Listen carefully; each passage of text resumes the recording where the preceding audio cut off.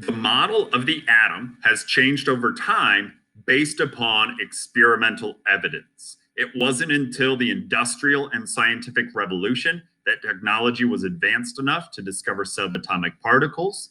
And during that time of discovery, in an attempt to dig deeper and explore and sometimes even support one another's explanations, a lot of discoveries were made. The nucleus was discovered in terms of trying to understand electrons.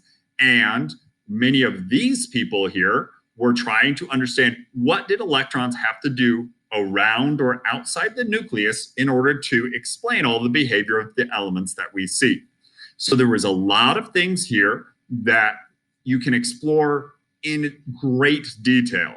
This is kind of called a second scientific revolution, or the quantum mechanical revolution. There are courses and fields of study that are devoted to the current and past understanding of these things. So any discussion we have of these key players really does not do them justice. But it is valuable to mention them in relation to some key terms that we do need to know. Max Planck is one of them.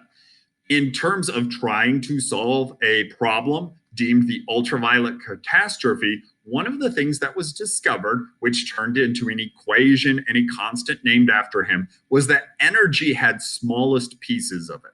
So just like matter at a certain point has a smallest fundamental piece that we call an atom, energy has smallest fundamental pieces that we call quanta, which is why when we're talking at the very, very small scale, we call it quantum chemistry or quantum mechanics. When exploring those same ideas, Albert Einstein was recognized, that light or electromagnetic radiation of all types, X-rays, ultraviolet, actually didn't just act as a wave. It was broken into tiny quanta or tiny particles, and those particles we call photons. So just like we have protons, neutrons, and electrons as small pieces of matter, those small pieces of energy or quantum have a name that we call a photon, an individual piece of light. De Broglie was one of the first, or credited with an equation that connected wavelength to mass for the first time, because if things that were acting as particles could act as waves, then things that act as waves should be able to act as particles. There is a dual nature of both light and matter that is implied when we think about photons. The big one here from a chemistry sense, or from an understanding of the periodic table sense, was Niels Bohr. He took emission spectra from hydrogen.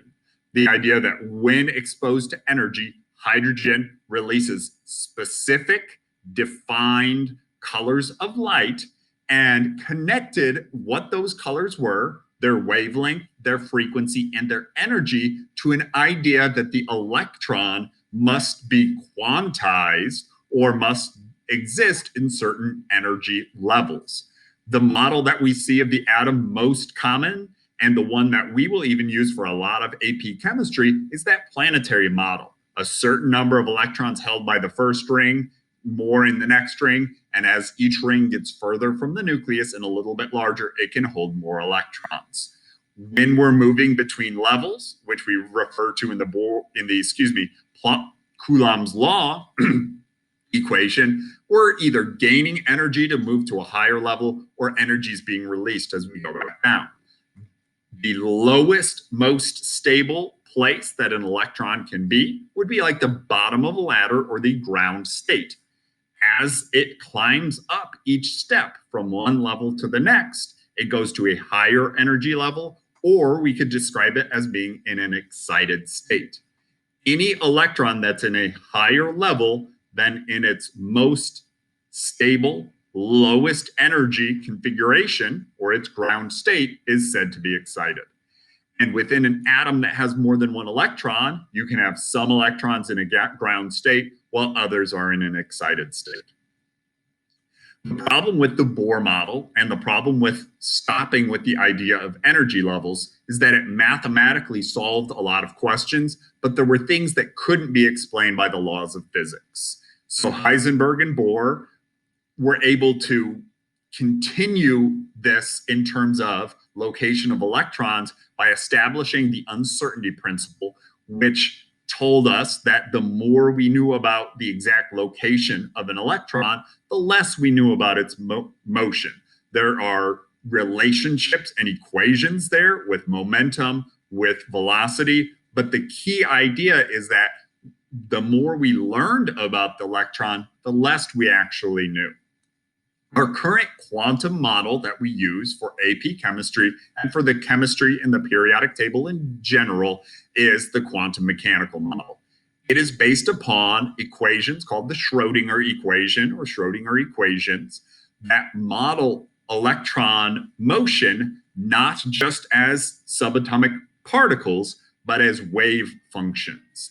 And in doing so, rather than thinking about exactly where an electron is at any time, we're able to predict and describe the probable location of electrons. So when we are describing the levels, the sublevels, the orbitals that we'll get into in the next few videos, we are looking at the most probable location of the electron in that atom. And although it is a game of probability, we have found through experimentation, through chemical reactions, through different forms of spectroscopy, that model describes very well and very accurately what the electrons are doing and where they are most likely to be found. That model added to the Bohr model and allowed us to continue our understanding by adding sublevels, orbitals, and electron spin to the idea of energy levels. So as we go through orbital diagrams, electron configurations, noble gas notations, and start applying this to atoms, elements, and the periodic table, the goal is to understand that this all goes back to the understanding of trying to find a model that represents what nature is showing us already exists. We know how these chemicals react, what is happening inside those chemicals that helps us to predict, to describe, and to understand that.